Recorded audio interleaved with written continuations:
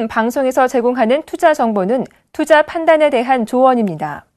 방송에서 제공하는 주식의 가치, 가격 상승 및 가격 하락에 대해서는 방송사에서 보장하지 않습니다.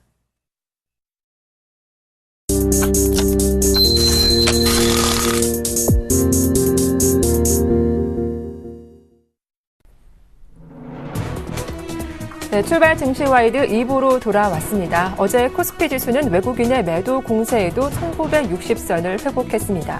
이건희 회장의 건강 악화에 대한 우려가 제기됐으나 삼성전자는 오히려 4% 가까이 급등하기도 했는데요. 기관도 3거래일째 매수 행진을 이어가면서 코스피 지수가 상승세로 거래를 마쳤습니다. 코스닥 또한 이런 흐름에 동참했죠. 외국인의 매도는 이어졌지만 기관의 매수가 이어지면서 550선 안착하는 흐름이 나오기도 했습니다. 자, 언제쯤 외국인의 매수를 기대해 볼 수 있을까요? 간밤 뉴욕 증시는 오랜만에 강한 반등이 나왔습니다. 다우와 S&P 500 지수가 사상 최고치를 경신한 데 이어 나스닥 지수가 2% 가까이 반등하기도 했습니다. 오늘 우리 시장 어떤 움직임 나올지 기대를 걸어봐야겠습니다. 출발 증시와이드 2부 시작합니다.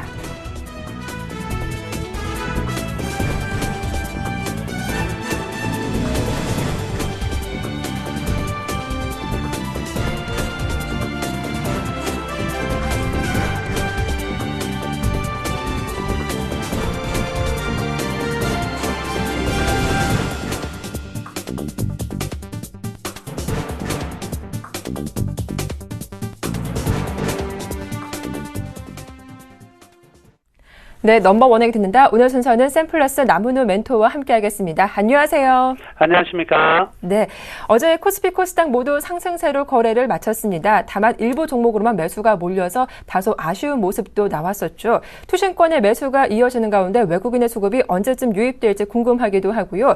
오늘 뉴욕 증시 영향 이어받을지 시장에 대한 전망 자세하게 부탁드리겠습니다.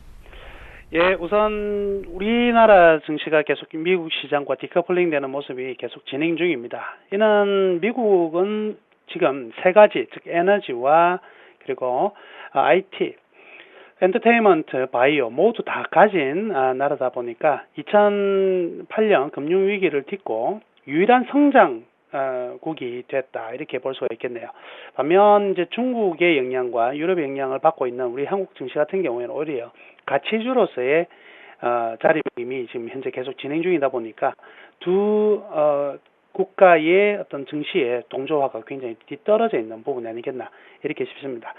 그렇지만 몇 가지 분명히 글로벌 경기에 대한 부분은 동반적으로 탈 수밖에 없는 상황이기 때문에 짚어나가야 될 것들이 좀 있는데요. 자, 첫 번째 그림을 보시면은요, 현재 이제 미국 상황입니다. 미국 필라델피아 제조업지수입니다. ISM 제조업지수를 보시면 지금 올해 14년 들어서, 즉 13년 말경에서 급격히 떨어졌던 부분이 나타났었는데 지금 2, 3월로부터 다시 한번 강하게 제조업지수가 상승하는 모습을 보여주고 있는데요. 이러한 부분들은 역시 미국은 견조한 어떤 경제 회복이 진행 중이다. 이렇게 볼 수도 있겠습니다. 물론 이러한 부분이 우리나라에 분명히 필연적으로 중요한 역할을 하게 된다는 것이죠. 자, 두 번째 그림인데요. 일단 미국뿐만이 아니라 이제 중국도 굉장히 중요한 부분이겠죠. 우리나라 같은 경우에는 중국의 어떤 수출이나 무역에 대한 부분들이 더 많기 때문에요. 자, 중국의 지금 최근 14년 들어서의 동향을 보면 재밌는 사실은 청을광석 수입량이 전년 대비 굉장히 상승폭이 증가되고 있는 모습이 나타나고 있고요. 또한 구리의 수입량도 상당 부분 증가되고 있다는 부분이죠. 즉 제조업 경기와 IT 경기를 나타내는 철광석과 구리의 수입량이 늘어난다는 것은 향후 이제 본격적으로 생산 진행이 일어날 것이고요. 경기에 대한 회복세, 제조업 지수가 살아날 수 있는 하나의 어떤 그 모티브가 된다 이렇게 볼 수가 있겠습니다. 따라서 미국 제조업 지수의 상승과 중국의 이 원자재 수입량의 증가는 일단 G2에서의 경기 회복이 나타날 수 있는 자리가 아니겠나 이렇게 볼 수가 있겠고요. 딱 하나 이제 문제가 되고 있는 부분은 바로 유럽인데요. 이미 대다수 투자자분들에게는 잊혀졌을 것 같습니다. 피그 국가들 기억나시죠? 포르투갈이라든지 이탈리아, 그리스 이들 국가가 최근에 디플레이션 현상이 나타나고 있어요. 그래서 경기가 굉장히 하강 국면으로 지금 계속 진행 중이라는 것과 또 하나의 부담이 있는데 이 엔저 현상이 유로존에 영향을 상당히 좀 미치고 있습니다. 특히 어느 나라에 미치고 있냐면 이 독일의 영향을 많이 미치고 있어요. 독일의 어떤 수출 증가율이 굉장히 많이 줄어들고 있는 모습이 나타나거든요. 그렇다고 본다면 이 유로존의 양적 완화는 좀 더 공격적으로 좀 더 폭넓게 진행될 가능성이 계속 있다 이렇게 볼 수가 있겠습니다. 유로존의 이런 양적 완화는 중국의 어떤 유로존의 수출량이 늘어날 수밖에 없는 상황이기 때문에 이런 부분이 선행적으로 이루어지고 있는 부분이 아니겠나 싶고요. 그렇다고 본다면 중간재를 수출하고 있는 한국 같은 경우에도 경기에서는 분명히 좀 회복의 가능성이 미국 증시의 상승, 미국의 IT 기업의 상승 이런 것보다는 오히려 유럽의 양적 완화, 추가적인 양적 완화에 따라서 중국의 수출량이 늘어나면 그로부터 우리나라가 받는 수혜가 훨씬 더 클 수밖에 없을 것이다. 이렇게 보면 되겠네요. 일단 미국의 제조업 지수가 계속 상승하고 있는 가운데 중국도 일단 원자재 수입량이 늘어나고 있다는 점은 향후 경기를 바라봄에 있어서 굉장히 좀 우호적인 내용이 될 수가 있다. 이렇게 볼 수가 있겠습니다. 자, 이러한 내용들 때문인가요? 지금 지난 1년간 중국 및 국내 수출 증가율 추이를 보시면은요. 지금 중국 수출 증가율이 2월 달에 굉장히 안 좋게 나타났었거든요. 그래서 우려가 굉장히 많았습니다. 그런데 제가 그때도 말씀해 드렸었는데 중국의 이 수출 증가율이 2월 달 급락한 것은 이 기저효과다. 즉, 이 단기적인 이 한 달을 제거시키고 나면 다시 수출 증가율은 굉장히 큰 폭으로 늘어날 수밖에 없을 것이다. 이렇게 말씀해 드렸는데 4월 달 서프라이즈가 나왔어요. 시장의 기대치를 상회하는 수출 증가율을 보였고요. 국내 수출 증가율 같은 경우에도요, 올해 들어서 견조한 상승세가 지금 지속적으로 나타나고 있기 때문에 우리가 대외 수지 흑자 부분과 그리고 중국의 수출 증가율 증가 부분이 같이 맞닥뜨려지는 지금 포인트가 오히려 우리나라 같은 경우에는 좀 매력 있는 어떤 경제 흐름 속에서 증시가 있지 않나 이렇게 먼저 판단해 볼 수가 있겠습니다. 자, 그 다음에 좀 시장으로 들어와서요. 그 다음에 요거 봐야 되겠네요. 네. 그러면 우리나라 시장 자체가, 그리고 우리 신흥국 시장 자체가 밸류에이션 상에서 가치 측면으로 어느 자리에 와 있나를 좀 판단해야 될 것 같은데요. 지금 보시면 이 파란색으로 나와 있는 게 MSCI 이머징 마켓 프라이스 인덱스, 즉 주가입니다, 주가. 그런 가격 인덱스인데요.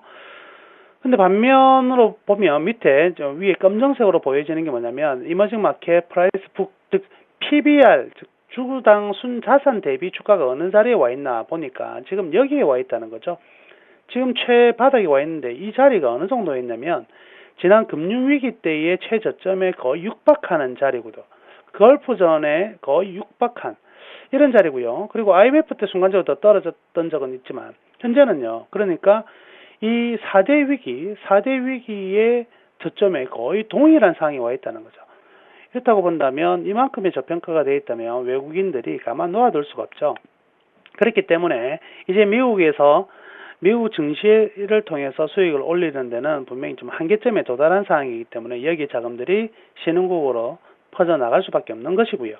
그런 흐름들 속에서 외국인이 우리나라에 투자할 수 있는 펀드의 자금도 계속 유입이 되고 있기 때문에 최근에 이제 외국인들이 매도를 좀 많이 했다고 해서 이 매도가 계속적으로 나올 것이냐. 거기에 대해서는 상당히 좀 반론을 제가 제기하고 싶습니다. 외국인은 떠날 수가 없다. 두 가지 측면, 이런 이머징 마켓의 밸류에이션 측면에서의 저평가.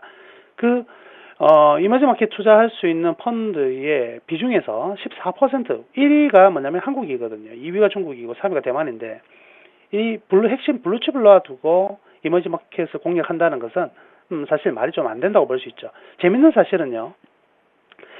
최근에 우리나라 증시를 가만히 보시면 작년 연말부터 올해 초까지를 보시면 코스닥이나 중소형주가 강세를 보였고 핵심 블루칩 대형주들은 흐름들이 그렇게 양호한 흐름들이 나오지 않았었죠.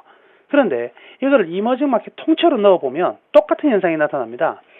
즉 이머징 마켓에서의 블루칩은요, 한국과 중국과 대만이라고 볼 수 있는데 이 세 나라를 대만만 제외하고 나머지 쪽으로는요, 이머징 마켓에 들어왔던 자금이 어디에 투입이 됐냐면 거의 인도네시아, 그리고 터키, 브라질 이런 쪽으로 아르헨티나 쪽으로 투입이 많이 됐거든요. 따지고 보면 뭐냐면 이머징 마켓 펀드 내에서도 소형국가라고 볼 수 있는 소형주를 먼저 매수를 했고, 그게 대만을 이어서 이제 본격적으로 중국과 한국으로 파생될 가능성이 크다는 점을 우리가 생각해 볼 수가 있다는 거죠.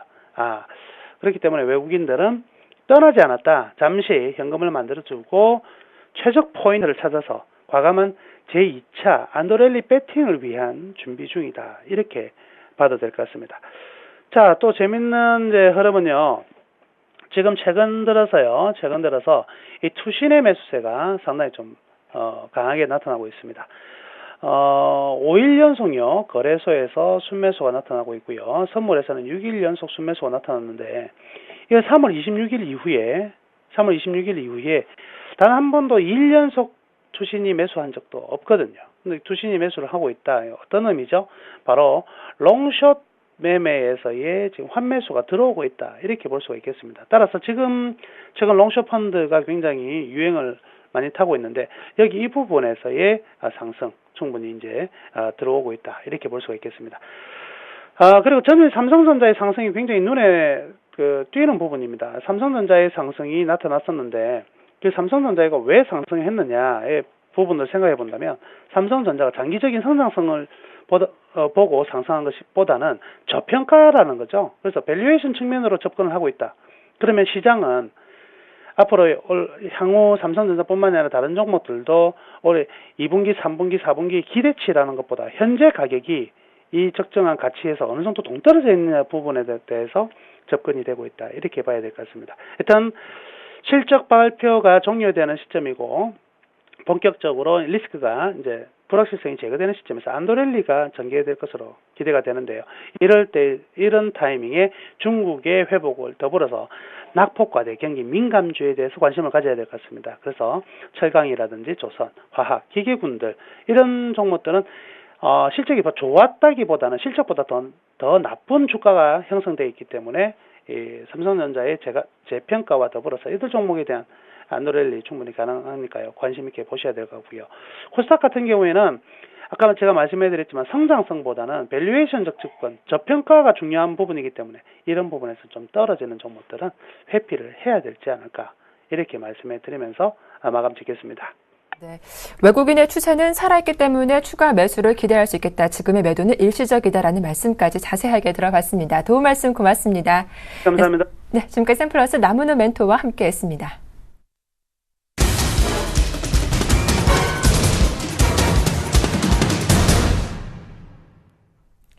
네, 시초가 공략 중 알아보는 시간이죠. 이상로의 한방 샘플러스 이상로 멘토와 함께하겠습니다. 안녕하세요. 예, 반갑습니다. 이상로입니다. 네, 최근 추천 종목들이 시장 대비 양호한 흐름을 보이고 있는데요. 무림, SP와 소프트포럼 그리고 어제 추천 주었던 삼양식품까지 AS 함께 부탁드리겠습니다. 예, 당연한 결과입니다. 사실 그만큼 종목군들 자체를 저의 능력이라기보다는요. 일단은 그만큼의 기업에 대한 선별 과정이 좀 더 빛났기 때문에 그런 수익이 나지 않나 그렇게 말씀을 드리겠고요. 개인 투자자들이 다 기업에 대해서 해박하게 알 수는 없습니다. 하지만 그만큼 좀 더 제가 발벗고 뛰면서 그런 부분이 나온 것 같고 거기에 대해서 우리가 좀 더 살펴보실 부분 제가 오늘 세 가지 종목 같이 한번 말씀을 조금 드릴게요. 자, 우선은 무림 SP가 가장 오래됐죠. 무림 SP부터 말씀을 조금 드리겠습니다. 무림 SP. 자, 반등이 나올 수밖에 없는 타이밍입니다. 라고 말씀을 드렸던 기억이 나네요.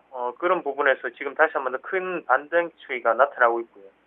이런 주가상의 포인트를 봤을 때 제가 이 종목을 말씀을 드리면서 한 가지 단어를 말씀드렸습니다. 바로 화장품 케이스 관련이다 말씀을 드렸습니다. 자, 화장품주가 최근 들어서 크게 올라가고 있는 모습이라는 겁니다. 그 코스맥스, 한국콜마, 아모레퍼시픽 똑같이 올라가는 모습이었고 무림 SP 같은 경우에도 거기에 대한 수혜를 받으면서 다시 한 번 더 올라갈 수 있다. 조용한 수혜주다라고 말씀을 드렸습니다. 그만큼 쉽게 올라갈 수 있는 자리죠. 그래서 오늘 지금 3,100원까지 올라왔는데 자, 오늘 그냥 순조롭게 3% 이상을 조금 달성할 그런 모습이라고 말씀을 조금 드리겠습니다. 그래서 좀 더 홀딩하시면 오늘 크게 수익 보시고 난 다음에 기분 좋게 오늘 하루를 시작하시길 바라겠고요. 다음 종목으로 삼양식품을 이어서 말씀을 드릴게요. 삼양식품 같은 경우에 자, 크게 갈 수 있는 종목입니다. 라고 말씀을 드렸죠. 불닭볶음면 인기가 상당히 높습니다. 거기에 대해서 지금은 차트를 이미 다 만들었습니다. 만들고 난 다음에 지금 뭐가 필요하냐면 거래량이 필요하거든요. 거래량을 줄이면서 다시 한 번 더 거래량 역전 현상을 바로 눈앞에 두고 있다라고 보시는 게 가장 좋다는 거죠. 자, 이 부분에서 우리가 잘 캐치를 한번 해볼게요. 이런 이평선이 무너지는 과정에서 11선이 무너졌습니다. 근데 왜 이렇게 21선과 11선의 사이에서 여기에서 누가 지지를 할까요? 그것을 판단하셔야 돼요. 자, 이런 상황에서는 개인들은 절대 사지 않습니다. 개인들은 안정된 곳, 바로 뭐 이평선 지지라든지 아니면 확실한 지지권에서 형성될 때 매수가 들어간다는 거죠. 하지만 애매한 자리에서 이렇게 지지가 나온다는 것은 누군가는 이 종목군을 밑에서 받아주고 있구나라는 부분을 예측을 하셔야 된다는 겁니다. 그러면서 주가 자체는 오늘도 무리 없이 올라갈 수 있습니다. 걱정하지 마시고 좀 더 홀딩 하시고요. 거기에 대해서 기업의 가치는 분명하다라는 부분 다시 한번 더 강조를 조금 해드릴게요. 그리고 소프트 포럼 이어서 말씀을 드리겠는데요. 자, 소프트 포럼 같이 한번 보겠습니다. 네. 소프트 포럼도 한번 보시면 지금 하단의 단가를 한번 보시면요. 우리가 매수가 대비해서 계속적인 그 자리죠. 지금 물량을 어느 정도는 조정하기 위한 과정이고 우리가 이런 부분을 전문적인 용어로 뭐라고 합니까? 3중 바닥이라고 하죠. 3중 바닥이 출현했을 시에는 급등의 여지가 상당히 높다라는 부분을 아실 겁니다. 3중 바닥까지 출현했는 마당에 지금 하단 자체를 잡아주는 모양은 한 번에 큰 갭 상승을 위해서 지금 움직이는 모습이다. 그렇게 보시는 게 좋겠고 오늘도 어느 정도의 갭 상승이 조금 눈에 띄죠. 이런 모습이 나타날 확률이 상당히 높다. 그래서 지금은 다시 한 번 더 추세적인 부분에서 다시 큰 상승으로 올라갈 수 있다라는 부분 참고를 하시면 좀 좋을 것 같아요. 자, 어차피 눌림목입니다. 눌림목에 접근하는 단계이기 때문에 걱정하지 마시고 지금 자리에서는 한 번쯤은 3%를 위해서 단기 트레이딩 가능한 자리다. 그렇게 정리를 해드리겠습니다. 네, 이렇게 소프트 포럼까지 AS 잘 들었습니다. 자, 이어서 오늘자 시초가 공략주는 어떤 종목인지 궁금한데 소개해 주시죠. 네, 신흥기계라는 종목을 말씀을 드릴 겁니다. 신흥기계 같은 경우에 자동화 설비업체죠. 자동화 설비업체가 국내에 상당히 많습니다. 하지만 우리가 신흥기계를 좀 더 눈여겨보셔야 되는 점은 해외에서도 먹힐 수 있는 기업, 해외에서도 매력을 보이는 기업은 신흥기계가 유일하다라고 보시는 게 가장 좋겠고, 자, 인도라든지 중국 같은 이머징 마켓에서의 신흥기계에 대한 매력은 더할 나위 없이 좋습니다. 거기에 대해서 납품 자체가 들어가고 있는 기업이기 때문에 그런 발판 삼아서 지금은 국내 시장에서도 한국타이어 같은 기업들의 자동 창고를 보급을 또 했거든요. 그런 모습은 경기 회복 사이클에 맞춰서 지금은 추가적인 상승 기조가 좀 더 이어질 수 있다는 거죠. 자, 미국 증시의 특징은 다우 증시, 나스닥보다는 다우 증시가 앞서서 앞으로 올라가고 있습니다. S&P 500 지수 마찬가지고 전방 산업 쪽에서 경기 회복세가 이루어지고 있다는 거거든요. 중국도 마찬가지로 바닥권에서 올라오고 있는 분위기입니다. 그랬을 경우에는 이거는 IT라든지 이런 제한적인 부분에서 올라가는 사이클이 아니고 지금은 전방 산업 쪽에서 전체적인 산업 쪽에서 같이 올라가는 경기 회복에 대한 사이클이 이루어지고 있구나라는 부분을 생각했을 때 이런 기계업종 중에서 자동창고라든지 아니면 자동화 설비업체 같은 신흥기계 같은 경우에는 상당히 유리한 고점에 위치할 수 있다라는 부분을 한 번 더 기억을 하시면 좀 좋을 것 같고요. 자, 제가 맥점 한 개 집어드릴게요. 12,800원대가 맥점인데요. 이 자리를 기준으로 해서 지금은 바닥권을 다지고 난 다음에 올라가는 모습이에요. 그래서 어제 가장 정확한 매수 타이밍은 어제입니다. 어제 매수를 하셨어야 되고 지금 같은 경우 13,000원 정도에 분포되어 있는데 만약에 빠져서 시작한다면 더할 나위 없이 땡큐 하면서 사시면 되고 현재 자리에서도 상당히 좋은 자리다. 그래서 시초가 매매를 하시면 되는 자리입니다. 자, 제가 항상 말씀을 드리는 게 손절가는 짧게 대신 이익은 크게 볼 수 있는 자리, 그래서 최소 3% 이상은 보고 그렇게 넘어가시자고 말씀을 드리고 있고 거기에 대해서 오늘도 똑같습니다.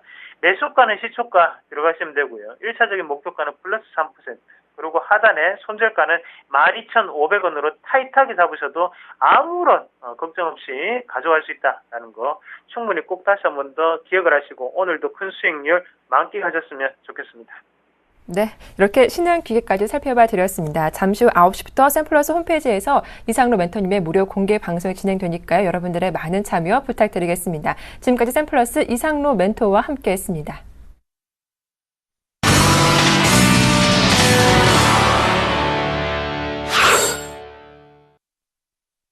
네, 오늘 출발 상황부터 도와주실 두 분의 전문가 소개해드리겠습니다. 골든 이글 투자자문의 정태근 팀장님, 그리고 메리츠 종공증권 강남금융센터의 김건호 연구원님 두 분과 함께하겠습니다. 안녕하세요. 네, 안녕하십니까. 예, 먼저 동시효과 분위기 궁금한데 정태근 팀장님, 오늘도 추가 상승 이어질까요? 어떻습니까? 네, 오늘도 여전히 코스피, 코스닥 기본 상승 출발 현재 할 것으로 예상이 되고 있는데요. 일단 코스피부터 살펴보게 된다면은 일단 1970포인트의 출발이 예상이 되게 되면서 0.25% 정도 현재 상승 출발할 것으로 예상이 되고 있습니다. 코스닥 같은 경우도 마찬가지로 상승 출발이 예상이 되고 있는데요. 550포인트를 회복하고 난 이후에 오늘은 553포인트의 출발이 예상이 되게 되면서 0.37% 정도 현재 상승 출발이 좀 예상이 되고 있습니다. 자, 오늘 시장 팁에 대한 부분도 한번 언급을 해보자면은, 일단 코스피가 어디까지 반등을 줄 것인가, 그리고 코스닥도 마찬가지로 어느 부분이 저항이 될 것인가 상당히 중요하지 않겠나 생각을 하고 있는데요. 그래서 그 전망치를 코스피 지수 같은 경우에는 일단 1980포인트 한번 제시를 해보도록 하겠습니다. 일단 1970에서 1980포인트 구간을 빠르게 회복을 하게 된다면 추가 반등이 이루어지겠지만, 그 부분에서 저항을 받게 된다면 아무래도 약세 전환 좀 예상을 하셔야 될 것 같고요. 코스닥 지수도 마찬가지일 것 같습니다. 일단 어디까지 반등이 나올지, 단기 이평선의 저항을 받을지 돌파를 할지 상당히 중요한데, 그 분기점으로 저는 코스닥 555포인트 제시를 하게 되면서 이 1980과 550포인트 돌파 여부를 보자, 이렇게 말씀드리겠습니다. 네, 바로 이어서 오늘장 강세 예상 업종은 무엇인지 살펴보겠습니다. 김건호 연구원님. 네, 일단 정거래일에 좀 어떤 종목들을 샀는지 먼저 살펴봐야겠죠. 일단 외국인 같은 경우에는 한국전력, SK하이닉스, 네이버, KT, SK텔레콤, SK이노베이션, CJ제일제당 이런 종목들을 좀 샀습니다. 그러니까 어제도 전주에 금요일하고 그렇게 크게 변동이 있지는 않았다라는 말씀을 좀 드리고 싶고, 그리고 기관 같은 경우에는 삼성전자, 그리고 KCC, 네이버, 삼성생명, 삼성물산 이런 종목들 샀는데, 전체적으로 일단 IT, 자동차, 그리고 코스닥 쪽의 컨텐츠 이 세 가지 업종이 좀 견조하게 움직일 가능성이 높다라는 말씀드리겠습니다.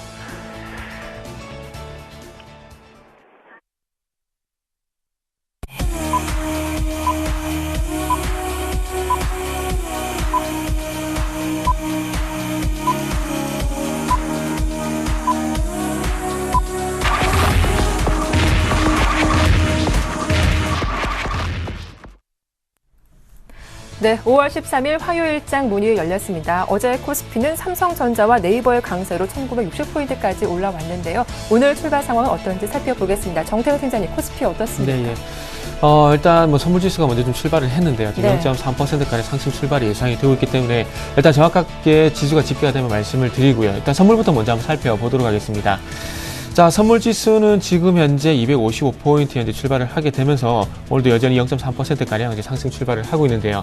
256포인트 출발하고 난 이후에 현재 상승세가 계속해서 유지가 되고 있는 모습이 보여지고 있습니다. 자, 지수 바로 좀 출발을 했는데요. 일단 코스피 지수가 0.4%, 그리고 코스닥 지수 0.5% 정도 현재 상승 출발하고 있던 부분들을 말씀드리면서 바로 선물지수 마무리 좀 짓도록 하겠습니다. 자, 선물지수 지금 현재 차트를 좀 30분봉 차트를 보면서 빠르게 간단히 좀 짚어보도록 할 건데요. 일단 최근에 252포인트에서 지지력을 보이게 되면서 254포인트 눌림목 이후에 2차 반등이 나오고 있는데요. 일단 아무리 오늘 분기점이 될 만한 지수 포인트는 257포인트가 좀 되지 않겠나 생각을 하고 있습니다. 그래서 어떤 밴드를 제시를 해보게 되자면은 254에서 257포인트 밴드를 제시를 하게 되면서 오늘 과연 257포인트 돌파할 것인가, 그래서 중요 분기점을 257포인트 좀 제시를 해보도록 하겠습니다. 자, 지수가 출발했기 때문에 지수부터 한번 살펴보도록 할게요.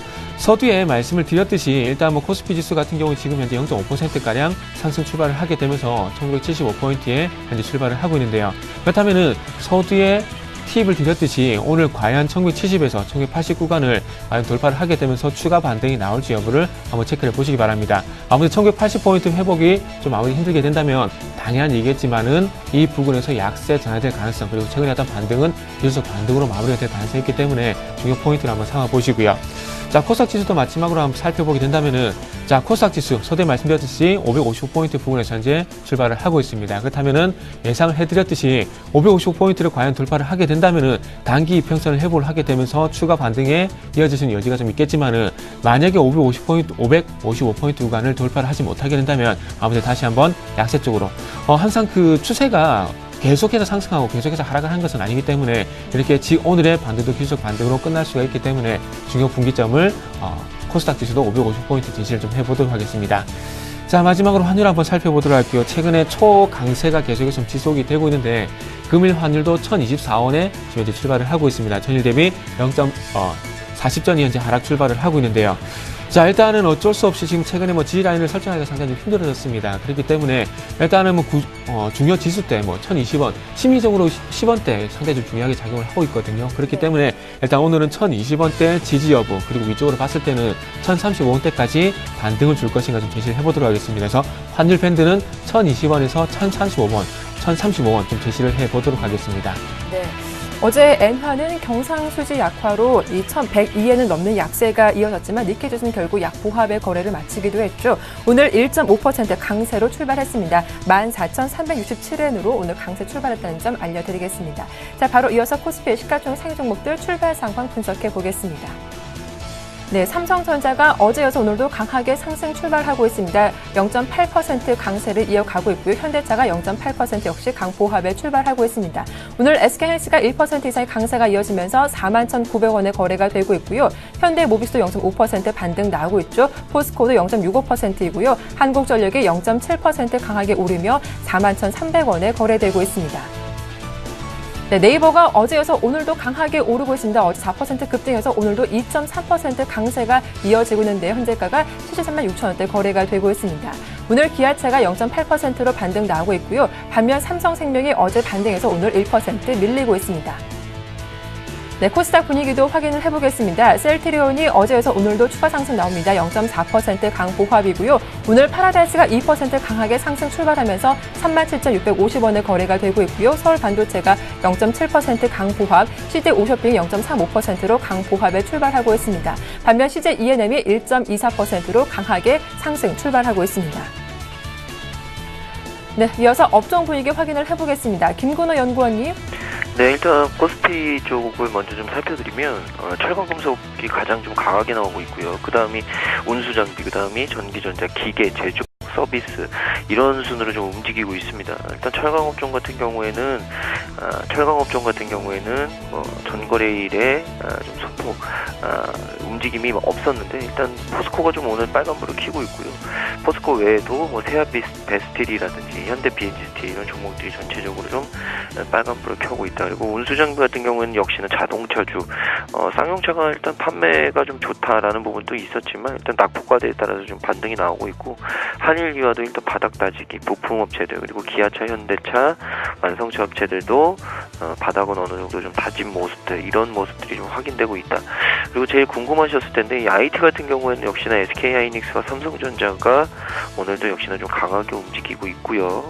일단 삼성전자 같은 경우에는 이슈가 좀 있었고 SK하이닉스 같은 경우에는 실적 부분 이런 부분들이 좀 지속되고 있는 것 같습니다. 그래서 어제도 좀 신고가가 나왔었는데 또 오늘도 신고가를 좀 경신하는 모습을 좀 보여주면서 일단 주가는 굉장히 좀 탄탄하게 움직이고 있다라는 얘기를 좀 드리고 싶고 기계업종이 사실 최근에 좀 견조하게 움직이고 있습니다. 일단 기계업종 같은 경우에는 제가 많이 언급은 안 드렸는데 최근 흐름이 일단 어느 정도는 좀 반등들이 나오는 모습들이 좀 보이고 있습니다. 물론 기계업종들이 중국 시장의 영향력이 가장 크긴 한데 일단 최근에는 중국 쪽에서 어떤 부양책에 대한 기대감도 분명히 있었겠지만 일단 실적적인 부분에서 그래도 시장의 기대치만큼 좀 잘해주고 있는 것 아닌가라는 의견을 좀 드리고 싶고 코스닥 쪽에서는 계속 말씀드렸던 오락문화, 출판, 매체, 복제 그러니까 광이 어떤 콘텐츠 미디어 이쪽이 계속 강하게 움직이고 있습니다. 물론 엔터 업종도 있고 게임 업종도 있고 여러 가지 업종들이 있지만 지금 단연 가장 좋은 업종은 역시나 이 미디어나 콘텐츠와 관련된 종목들이 좀 세게 나오고 있고요. 그 외에 반도체, 금융, 종이 목재, 인터넷, 컴퓨터 서비스 이런 업종들이 좀 움직이고 있으니까 좀 참고들을 하셨으면 좋을 것 같습니다. 네, 이어서 수급을 분석해 볼 텐데 외국인이 장 초반 소폭이지만 매수로 대응을 하고 있습니다. 이 흐름이 오후장까지 이어질지가 궁금한데 정태근 팀장이 수급 어떻게 보시나요? 네, 일단 뭐 전일 시장 끌어올던 뭐 주체는 선물이라고 봐야 될 것 같은데요. 그래서 오늘 선물 좀 매도가 나오고 있기 때문에 조금은 부정적으로 좀 봐야 될 것 같습니다. 네. 자, 일단 전일 수 간단하게 좀 언급을 드리면서 좀 마무리 좀 지어봐야 될 것 같은데요. 전일 같은 경우에 그 외국인들이 1,000억 정도 현물 쪽에서 매도가 나왔었고요. 하지만 선물 쪽에서 2,000계약이 넘는 선물 매수가 유입되게 되면서 시장이 좀 반등을 이끄는 모습이 연출이 됐었습니다. 그렇기 때문에 최근에 아무 누가 보더라도 시장의 어떤 반등은 현물 쪽보다는 선물 쪽에 상당히 큰 영향이 미쳤다는 부분들을 볼 때 아무튼 선물 쪽에서 매도 출발하고 있다는 부분들은 아무튼 조금 부정적으로 봐야 되지 않겠나 생각을 하고 있습니다. 자, 오늘 금일 외국인 같은 경우에 현물 시장 쪽에서는 39억 정도 현재 매수 출발을 하고 있고요. 반대로 개인과 기관은 매도 출발을 하고 있는데 개인은 21억 그리고 기관은 18억가량 현재 매도 출발을 하고 있는 부분들이 보여지고 있습니다. 특히나 기관 쪽 같은 경우에 금융투자에서 134억 정도 매도가 현재 출회가 되고 있고요. 연기금에서도 마찬가지로 32억가량 매도 출발을 하고 있습니다. 하지만 투신 쪽에서는 103억가량 현재 매수 출발을 하고 있고요. 연결해서 코스닥 시장도 한번 살펴보게 된다면은 일단 코스닥 시장 같은 경우 전일 외국인은 매도를 하고요. 그리고 기관은 매수 마감을 했었는데 금일 아침 쪽 같은 경우에는 여전히 외국인은 매도 출발을 하고 있습니다. 4억가량 매도 출발을 하고 있고요. 기관 쪽은 8억가량 현재 매수 출발을 하고 있습니다. 하지만 개인 쪽은 코스피 시장과 마찬가지로 현재 5억가량 매도 출발을 하고 있습니다. 자, 섹터 매수 여부도 한번 살펴보도록 할게요. 전일 같은 경우 우수 장비 섹터에 그 외국인의 매도가 좀 상당히 좀 많이 나왔었는데 금일 아침 쪽 같은 경우 39억 정도 매수 집계가 되고 있는 상황 속에서 눈에 띄는 부분은 전기 전자 섹터를 현재 140억가량 매수 출발하고 있다는 부분들이고요. 하지만 반대로 화학 섹터가 48억 그리고 금융 섹터에서 43억가량 매도가 나오고 있다는 부분들이 특징인 것 같습니다.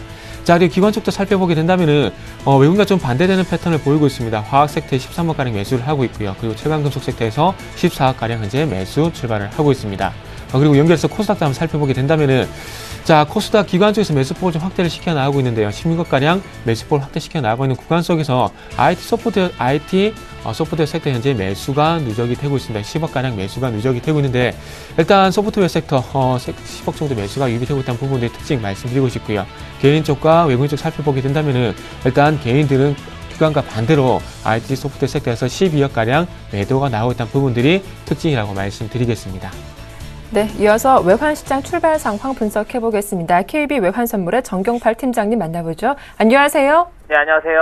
네, 여기에 환율은 소폭 상승했던데 오늘 1원 정도 내리고 있군요. 출발 상황 자세하게 분석해 주시죠. 네, 오늘 서울시장은 어제 종가 대비 40전이 하락한 1024원에 개장했습니다. 개장 이후 개장가를 고점으로 1023원 20전까지 하락했고요. 이 시간 현재는 1023원 60전에 거래되고 있습니다.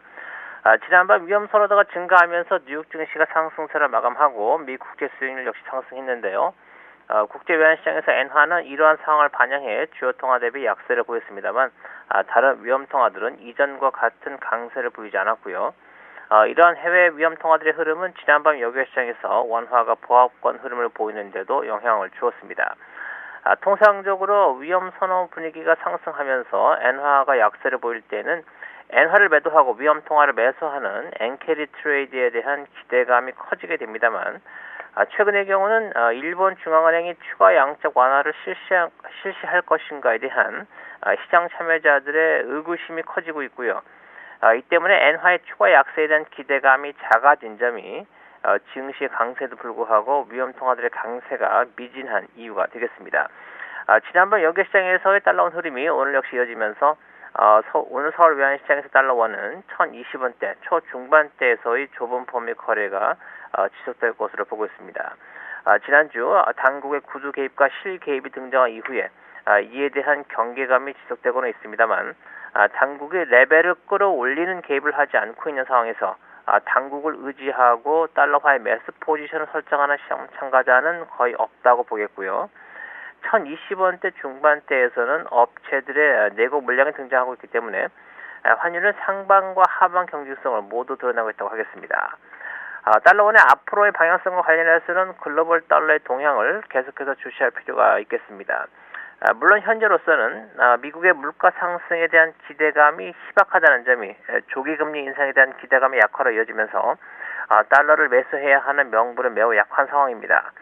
그러나 물가 지표를 제외한 나머지 미 경제 지표들이 호주를 보일 경우 이에 따른 미 국채 수익률의 상승이 달러화의 저가 매수를 유도할 수 있다고 보고요. 유럽 중앙은행이나 캐나다 중앙은행 등 다른 주요국 중앙은행들이 통화 완화적인 입장을 취하고 있는 것은 달러화의 일방적인 매도를 제한하고 있습니다. 이러한 주변 분위기는 달러 원액에 있어서도 추가 하락을 제한하는 대외적인 변수로서 작용할 전망입니다. 오늘 주목할 변수는 오늘 오후 2시 30분에 발표되는 중국의 4월 산업생산과 4월 소매 판매인데요. 두 지표 모두 지난 3월의 결과가 전월 대비 상승하면서 중국 경제가 바닥을 쳤다는 인식을 시장에 제공한 바가 있습니다. 두 지표의 결과가 지난달에 이어서 연속으로 호조를 보일 경우 호주 달러를 비롯한 위험 통화들이 강세를 보이면서 원화 역시 강세 압력을 받을 전망입니다. 이렇게 외환 시장 전망까지 말씀 자세하게 들어봤습니다. 도움 말씀 고맙습니다. 네, 감사합니다. 네, 지금까지 KB 외환선물의 정경팔 팀장이었습니다.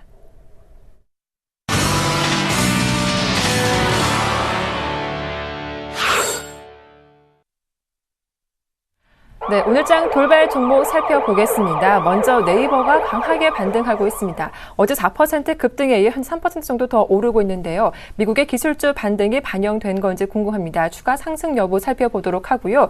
또 SK하이닉스가 장중에 신고가를 경신했죠. 외국계 창구에서 매수세가 강하게 유입되고 있는데 주가 흐름 살펴보도록 하겠습니다. 끝으로 정몽준 의원이 서울시장 후보로 확정되면서 관련주 흐름이 강하게 나오고 있는데 현대통신과 코엔텍 흐름도 점검해보도록 하죠. 김근호 연구원님. 네, 일단 미국 쪽에서 이 기술주들의 반등이 좀 나왔습니다. 사실 미국 쪽에서의 기술주라든지 이 나스닥 종목들 전체적으로 좀 고밸류에이션이 아니냐라는 부분들이 좀 나왔었는데, 그래서 어떤 이 제2의 버블론들이 좀 나왔었습니다. 그래서 좀 주가 조정들이 있었는데, 일단 기술주들이 굉장히 좀 크게 반등하는 모습을 보여줬고요. 역시나 주요한 종목은 이 페이스북하고 넷플릭스라는 종목인데, 이 페이스북과 넷플릭스가 주가가 한 4%에서 5% 정도 상승을 했습니다. 일단 지난주 전체적으로 주간으로 따졌을 때 한 18% 정도 하락했던 트위터 역시도 한 5% 정도 상승을 했는데, 뭐 일단은 기존 수준까지는 좀 더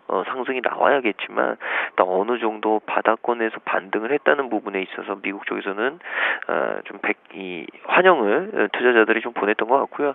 일단 네이버 같은 경우에도 일단 뭐 70만 원을 좀 깨지 않으려는 가격적인 노력들이 좀 있었습니다. 특히나 기관이 굉장히 좀 많이 버텨주는 모습인데, 저 개인적으로는 뭐 74만 원대까지의 매물벽을 좀 소화를 하느냐 못하느냐에 따라서 주가의 어떤 반등이 연속적으로 좀 이어질 수 있다라는 얘기는 좀 드리고 싶습니다. 그러나 일단 뭐 주가의 밴드상으로 봤을 때는 뭐 밴드가 그렇게 넓지 않기 때문에 뭐 네이버 같은 경우에는 오히려 음봉이 나올 때는 좀 공략을 해봐도 되는 종목이 아닐까라는 의견을 좀 덧붙여드리고 싶고요. 두 번째는 하이닉스입니다. 사실 하이닉스 때문에 굉장히 좀 고생을 많이 하셨던 개인 투자자분들이 많이 계십니다.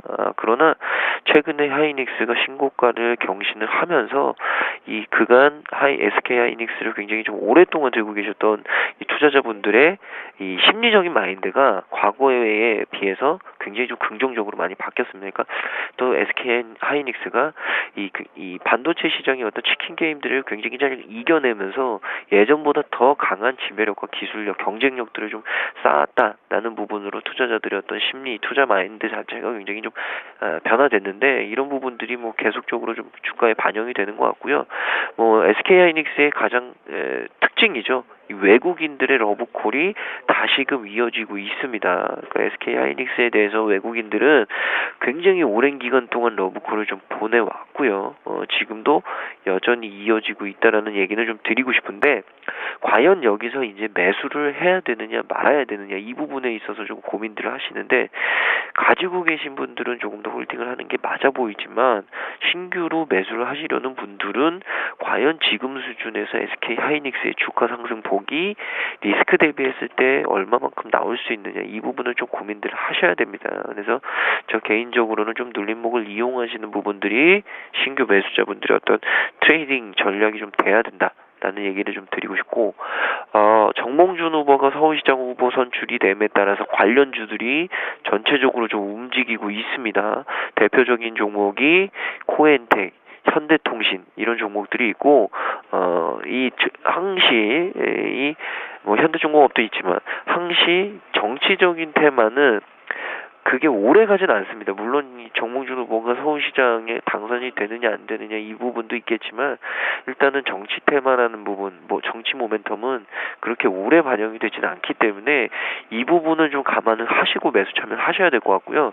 이 대표적으로 코엔텍 같은 종목의 어떤 봉을 좀 말씀을 드리면 항시 윗꼬리가 좀 달리면서 마무리되는 모습들을 좀 보여줬습니다. 그만큼 테마가 나오면 공방이 치열해지고 이 트레이딩에 능숙하지 않으신 개인 투자자분들은 조금 고생을 하실 수도 있다라는 말씀도 드리겠습니다.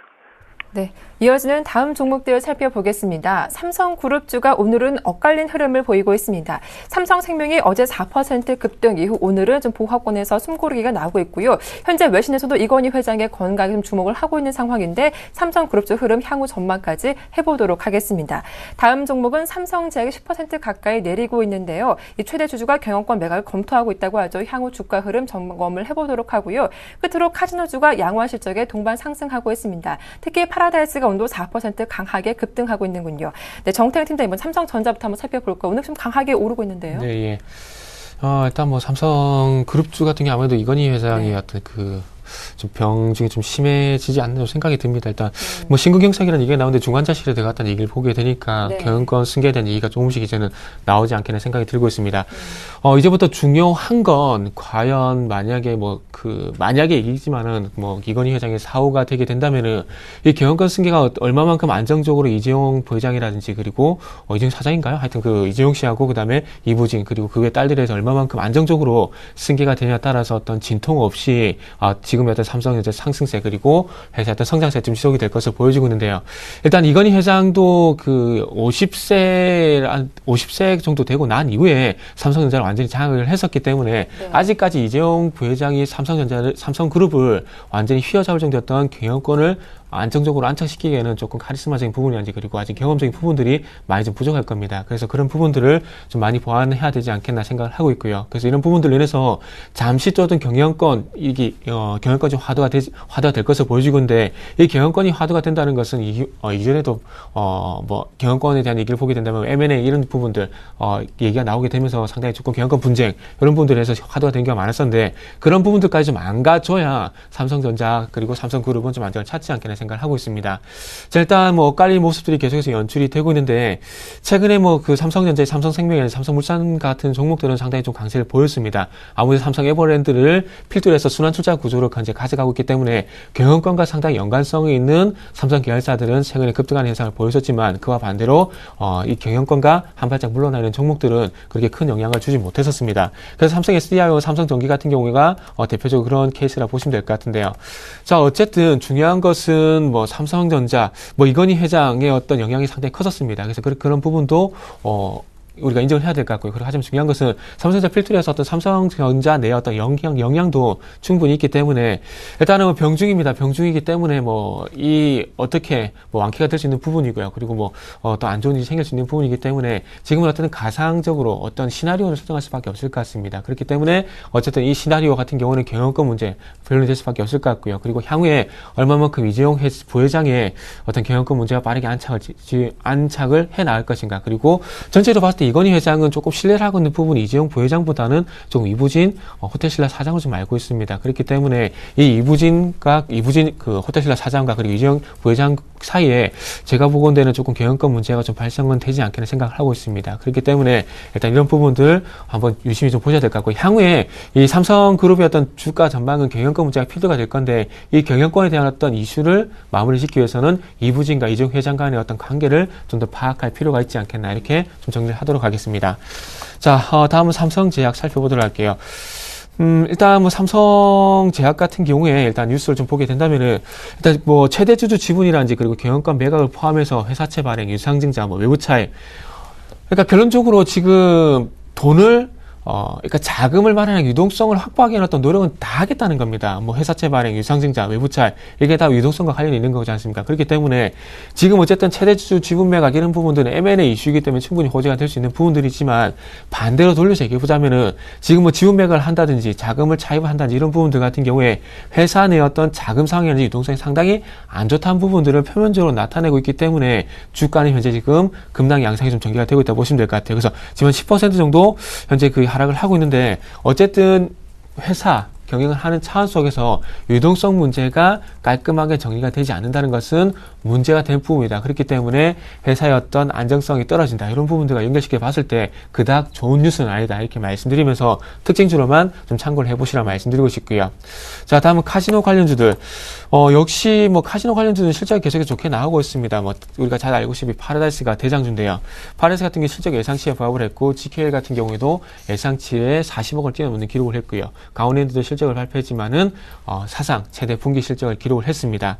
그래서 파라다이스 차트만 좀 보면서 말씀드리자면은 일단 최근에 일단 실적 1분기 실적 어쨌든 발표가 됐습니다. 하지만 중요한 것은 이제 지나간 부분이죠. 앞으로가 아니라 실적이 발표가 됐기 때문에 이제 지나간 모멘텀이라는 겁니다. 근데 최근에 와서 조금 불안한 부분은 4월 달에 파라다이스의 카지노 매출이 전년 동기 대비해서 처음으로 꺾였다는 얘기가 나왔습니다.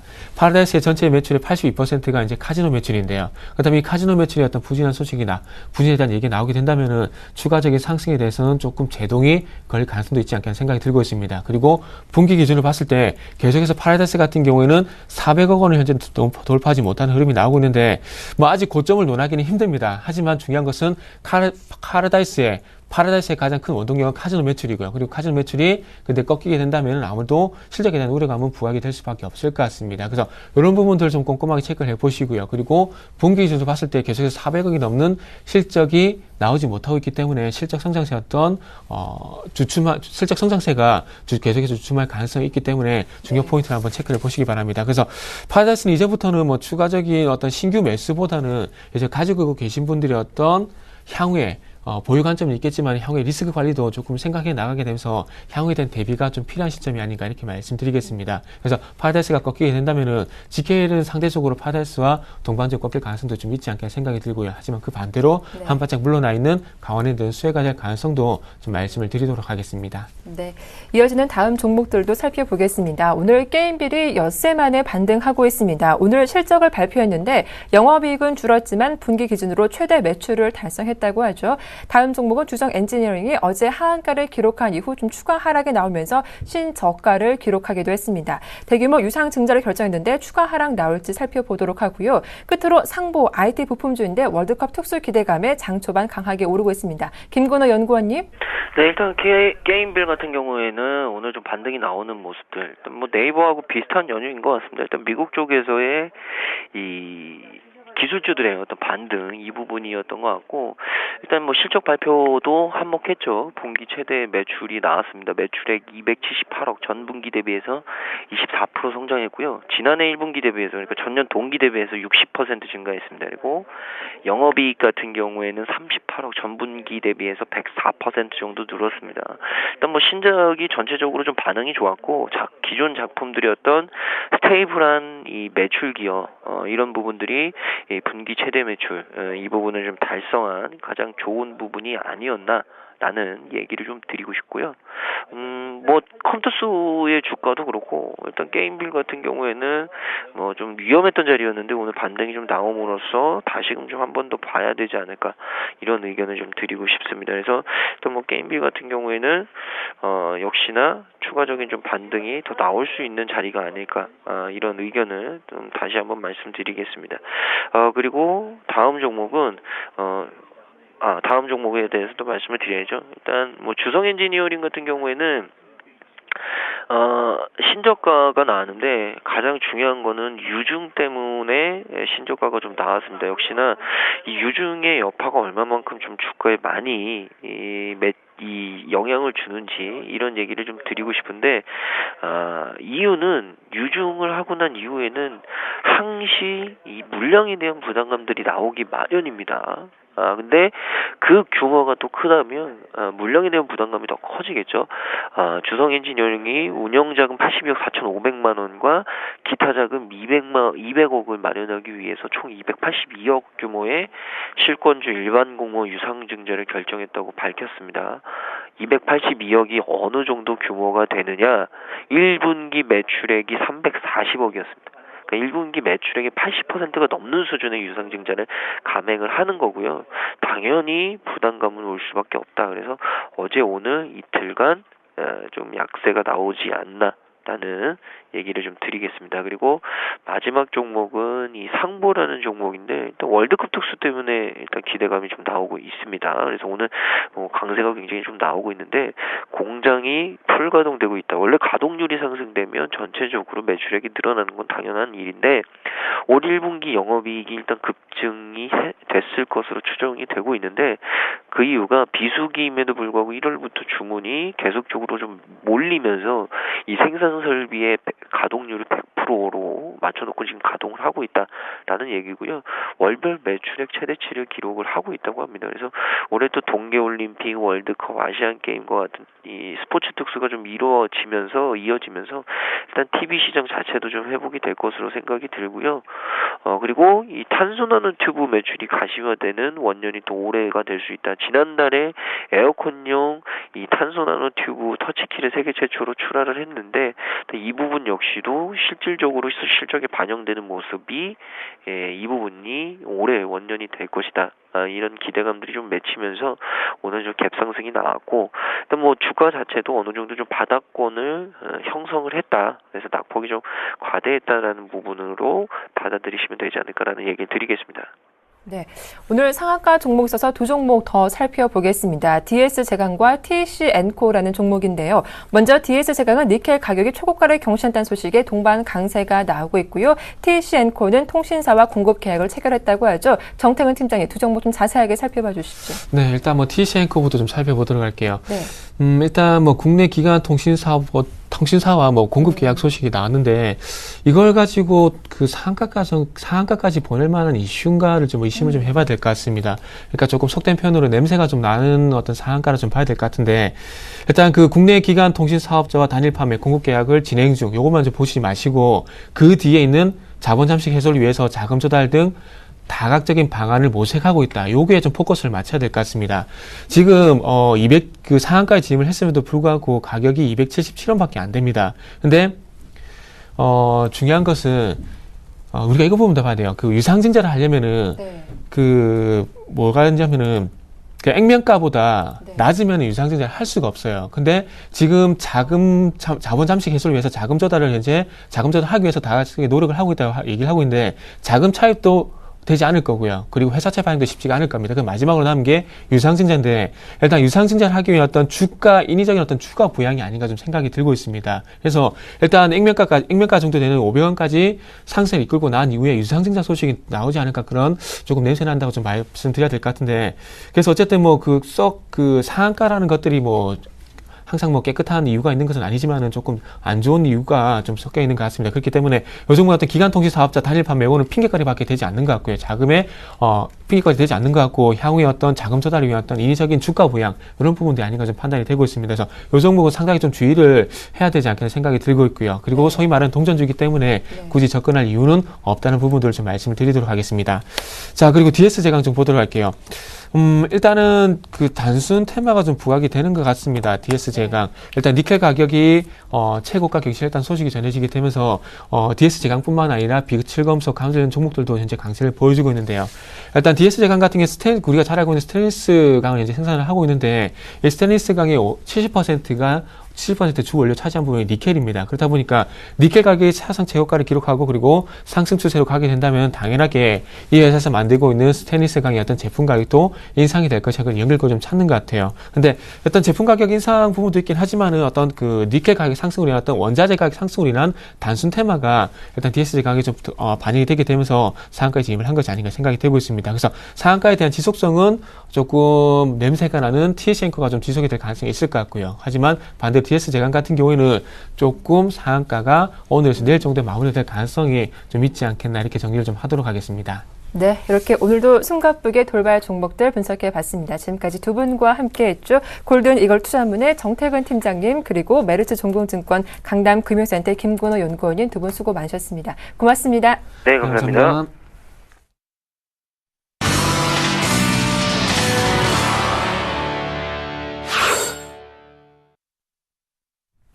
네, 오인의 투자 전략 공개하겠습니다. 화면 함께 보시죠. 네, 먼저 최희승 차장님, 상승 시 현금 비중을 확대하자라고 하셨고요. 정영훈 팀장, 국내 증시, 글로벌 증시 안정 속에 반등세가 지속될 것으로 전망된다라는 의견이었습니다. 김혜란 연구원, 일부 대형주 중심으로 코스피 반등을 기대해 볼 수 있겠다라고 하셨고, 김현경 팀장님, 주식형 펀드 자금이 증가 추세를 보이고 있는 만큼 기관의 매수를 체크해 보자라는 의견이었습니다. 끝으로 안상현대리, 미국 증시 훈풍으로 코스피 전강 후약이 예상된다라는 의견이었습니다. 네, 오늘 순서는 IM투자증권의 정영훈 팀장과 함께하겠습니다. 안녕하세요. 네, 안녕하세요. 네, 간밤 뉴욕 증시 흐름이 좋았죠. 국내 증시도 동반 강세가 이어지고 있는데 오늘 어떤 전략이 필요할까요?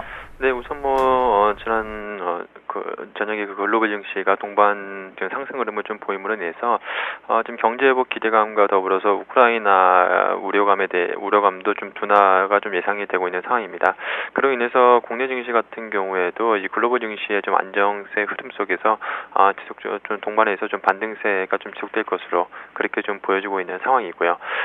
아무래도 특히나 이제 지난 밤에 그 미증시 같은 경우에 지금 기술주가 상당히 좀 강세 흐름을 좀 보였기 때문에 역시나 국내 증시 같은 경우에도 지금 네이버 같은 경우도 최근에 조정을 마치고서 계속해서 좀 반등세가 좀 지속되고 있는 상황이고요. 특히나 지금 전일에 이어서 삼성 관련주들, 삼성전자, 삼성물산 이 지배구조 변화의 핵심 관련주들이 지속적으로 좀 강세 흐름을 보이고 있다는 점에서 역시나 직수 상승을 좀 이끌 수 있다라고 좀 그렇게 좀 내다보고 있는 상황입니다.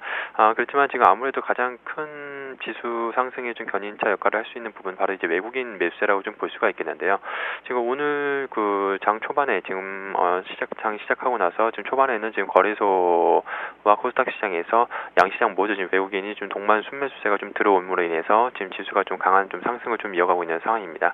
그렇지만 지금 아무래도 이제 지속적인 좀 상승을 하기 위해서는 역시 선진국 경기 회복에 따른 좀 외국인 자금이 지속적으로 좀 유입이 돼야 될 것으로 좀 보여지고 있는 상황인데요. 아무래도 지금 경기 회복이 계속 좀 지속되고 있는 상황이기 때문에 국내 중시로의 좀 글로벌 자금 유입도 한번 기대해 볼 수 있는 그러한 시점이 아닌가 그렇게 좀 판단하고 있습니다.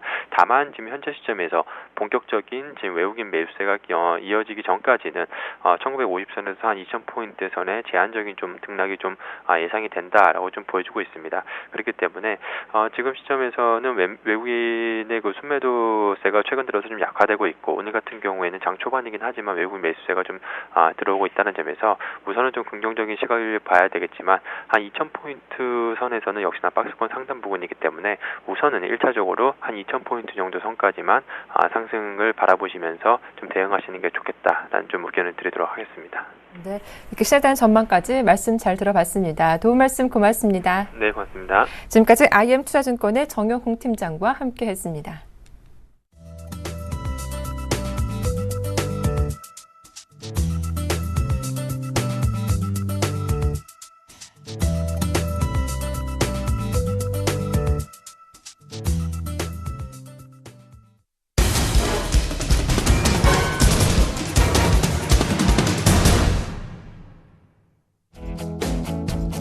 안녕하십니까. 오전장 저가 매수로 오후장 역전을 보는 시간 역전의 맹수 예병군 멘트입니다.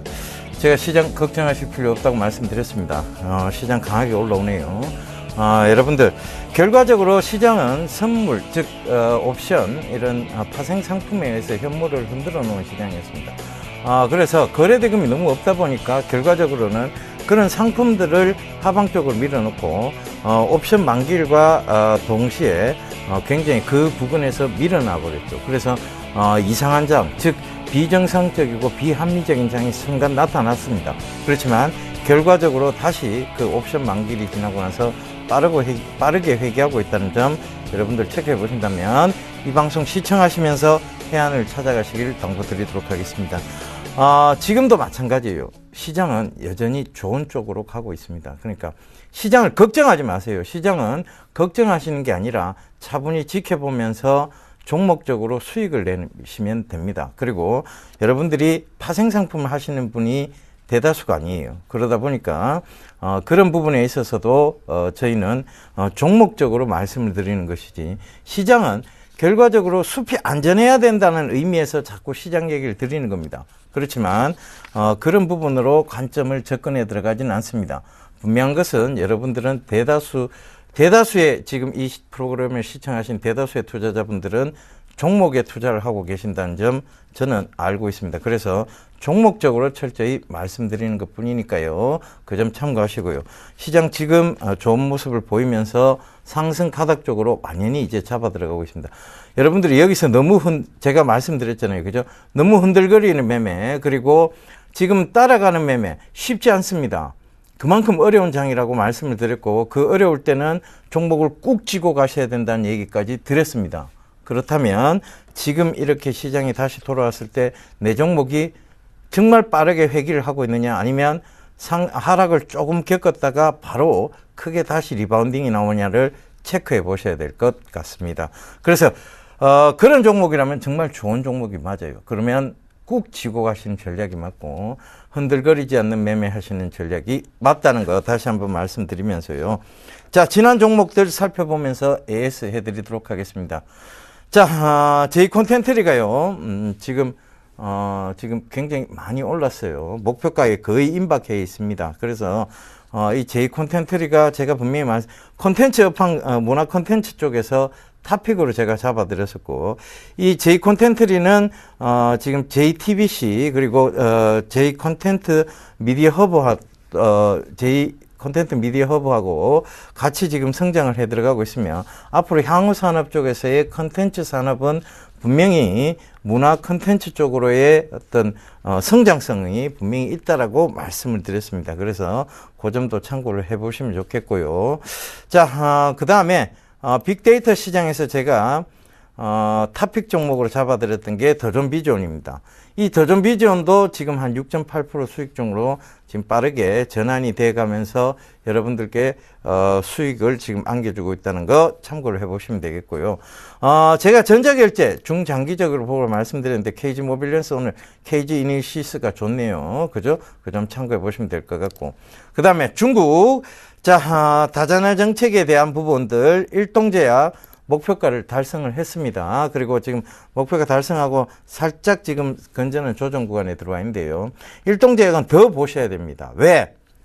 일동 생활건강, 일동 후디스 자회사의 어떤 모멘텀, 그리고 또 하나가 있죠. 바로 일동제약에 대한 실적적인 측면, 이 모든 것들을 감안한다면 일동제약은 지속적으로 관심을 가져야 되는 제약 바이오 섹터 중에 하나다라고 말씀을 드리겠습니다. 그리고 게임주, 제가 규제 완화에도 불구하고 이 컴투스 모바일 게임 쪽은 강할 수밖에 없다. 왜? 애들이 부모님 명의로 그 스마트폰을 개통한다 그랬잖아요. 그죠? 그러면서 이 모바일 게임 쪽은 강할 수밖에 없다라고 말씀드렸고, 거기서 탑픽 종목으로 잡아드렸던 게 바로 컴투스입니다.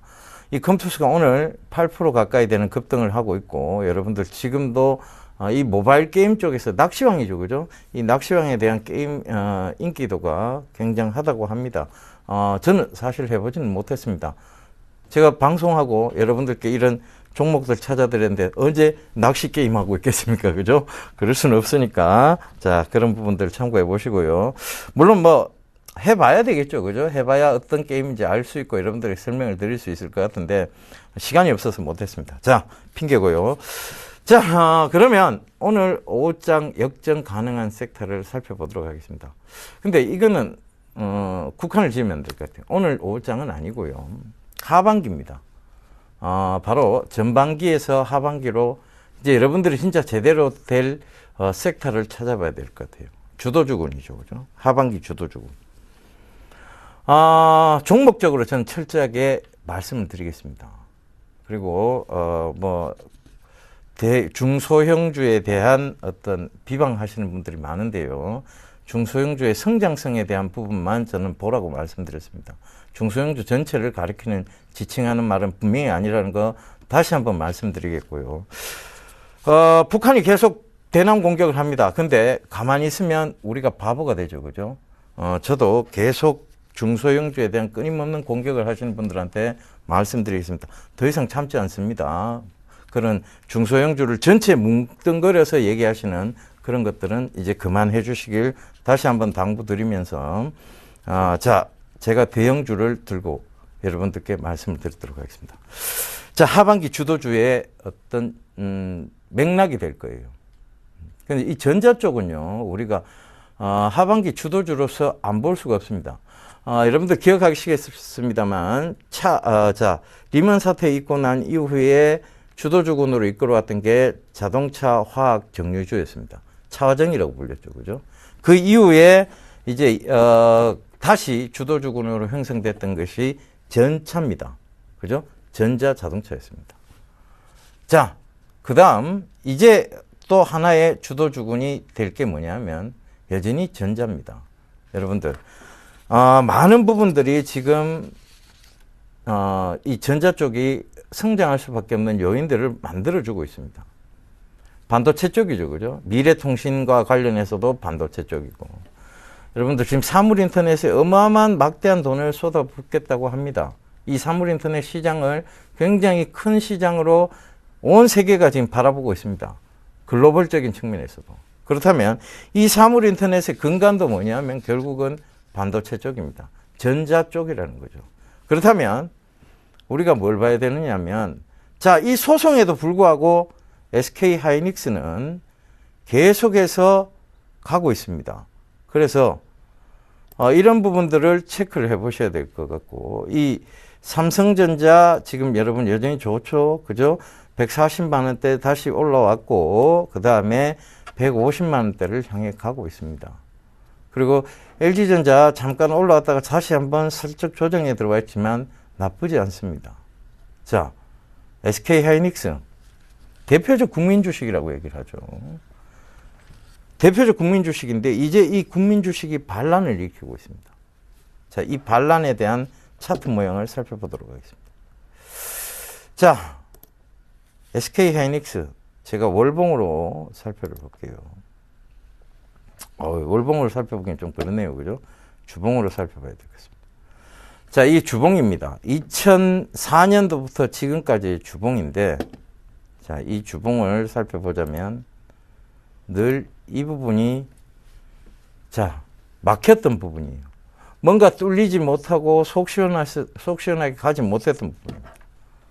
바로 이런 부분이 여러분들 결과적으로는 SK 하이닉스가 또 떨어질 거야 라고 생각하게 만들었을 거고, 그죠? 바로 이런 부분들 때문에 그렇습니다. 근데 SK 하이닉스가 얼마 전에 소송이 걸렸어요. 도시바하고 샌디스크에. 그럼에도 불구하고 그 소송과는 전혀 무관하게 다시 리바운딩이 나오고 있고, 자, 이제는 이 강한 저항선을 뚫어놨습니다. 이게 몇 년간의 저항선입니까? 2004년도, 자, 여기서 2006년도에 한번 부딪혔었고, 2006년도 하반기 부딪혔고, 7년도, 그 다음에 2011년도, 그죠? 굉장히 긴 기간의 상반을 뚫어놓은 겁니다. 해소가 됐어요. 목에 가래가 칵 끓다가 이 가래가 팍 뚫렸습니다. 그러면 어떻게 돼요? 팍 나오겠죠. 소리를 지르겠죠. 간다. 그죠? 그래서 이 SK 하이닉스를 여러분들 계속 주목을 해 보셔야 됩니다. 저는 이 SK 하이닉스가요, 6만 원 부근까지 간다라고 감히 말씀드리겠습니다. 충분히 갈 수 있고, 이제 거기에 대한 차비를 다 갖추었다라고 말씀드리겠습니다. 그래서, 자, 제가 방송에 출연을 하는 관계로 여러 종목을 너무 여러분들께 많이 말씀을 드리다 보니까 여러분들이 헷갈려 하시는 것 같아요. 그죠? 근데 저는 막 급등하는 종목을 쫓아가라고 말씀드리진 않습니다. 뭐냐면 주도주가 될 수 있고 성장성이 있다면 그 성장성 스토리에 대해서 여러분들이 자, 투자를 하시는 거예요. 그랬는데 너무 여러분들이 자, 가족분들하고는 전부 이렇게 차근차근히 진행을 합니다. 근데 방송을 보고 매수하시는 분들은 불처럼 달려들었다가 살짝 사그러들면 불처럼 식어버립니다. 그걸 그렇게 하는 매수 아닙니다. 저는 분명히 말씀드렸지만 단기 매매도 아니었다고 말씀을 드리고, 그 다음에 여러분들께 성장성 있게 조금 빠지더라도 결과적으로 올라갈 수 있는 종목군을 잡아드리기 위해서 노력하는 전문가라고 분명히 말씀드렸습니다. 그럼에도 불구하고 마치 단기 테마 급등하는 것을 다루는 전문가처럼 얘기하시는 분들 계십니다. 아닙니다. 분명히 말씀드립니다. 그래서 저는 대형주에 대한 부분에서 SK 하이닉스를 계속해서 지속적으로 매일 여러분들께 말씀을 드려가면서 이런 부분들을 짚어 나가도록 하겠습니다. 자, 앞으로 이 공격에 대한 대비입니다.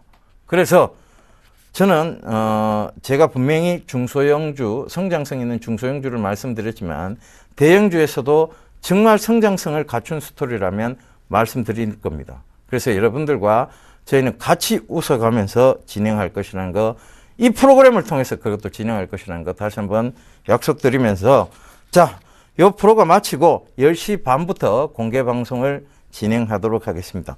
www.sentv.co.kr로 접속하셔서 예비군 멘토 나올 겁니다. 거기서 들어오시게 되면 방송하기를 클릭하시면 바로 저하고 소통의 시간을 가지실 수 있습니다.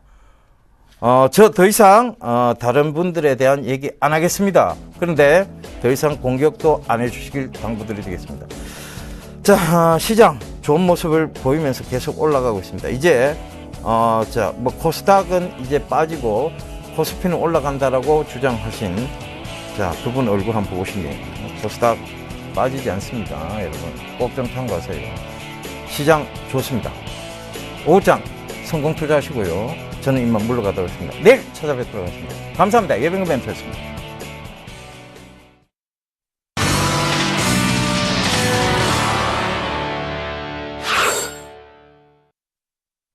네, 삼성전자와 네이버의 독주가 이어지고 있는 가운데 오늘은 외국인의 매수도 유입이 되고 있습니다. 오후장까지 상승 흐름 유지할 수 있을지 끝까지 지켜보시길 바랄게요. 출발 증시와이드 여기서 모두 마치겠습니다. 함께해 주셔서 고맙습니다.